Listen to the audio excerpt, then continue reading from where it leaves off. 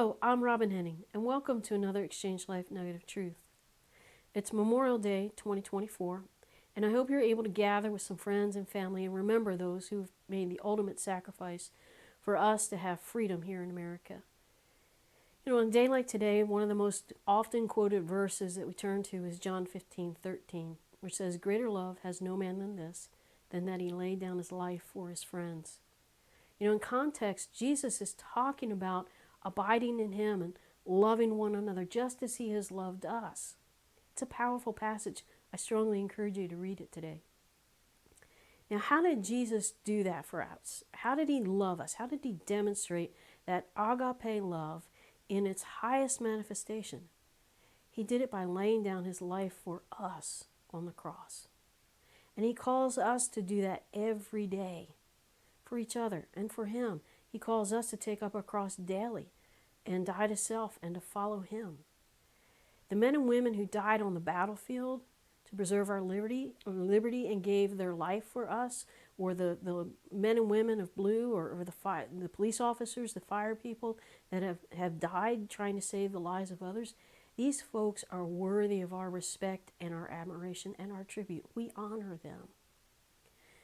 We can also honor our Savior by choosing to manifest the same kind of love, this agape love for each other. But what does that look like?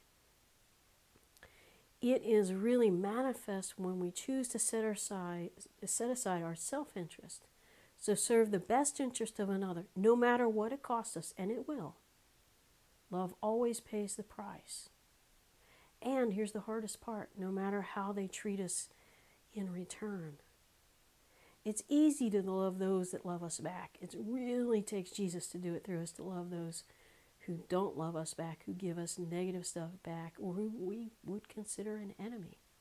Jesus calls us to love our enemies. Wow. Guess what? The only way that's going to happen is if he does it through us. This is why we have to abide in him.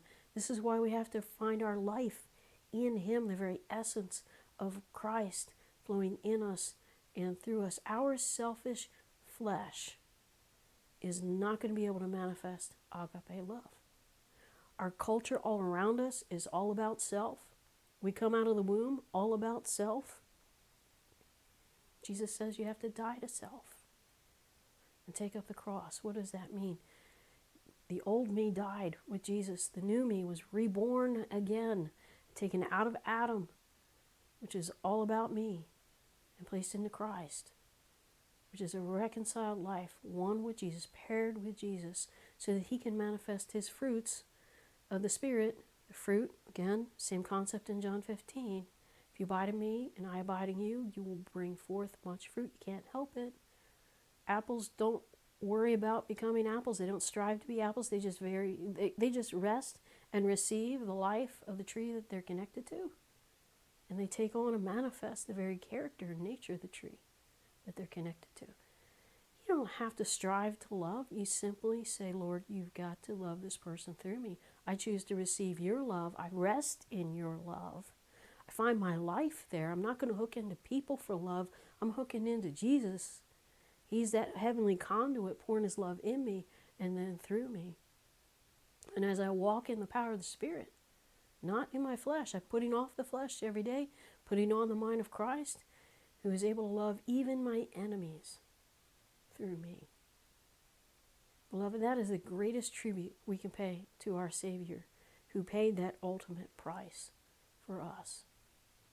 So as we honor the men and women who sacrificed the ultimate sacrifice, they gave their life for our freedom, we need to honor them.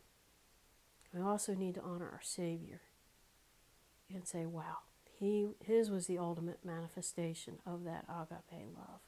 And so as we manifest his love to those around us, and we give thanks to him for what he's done for us, wow, that is the ultimate memorial for him. So beloved, I hope this encourages you. I hope you have a blessed Memorial Day today. And I hope you remember and give thanks for those that have laid their life down for you, especially for Jesus and all that he's done for us. Have a blessed day in Jesus. We'll see you next time.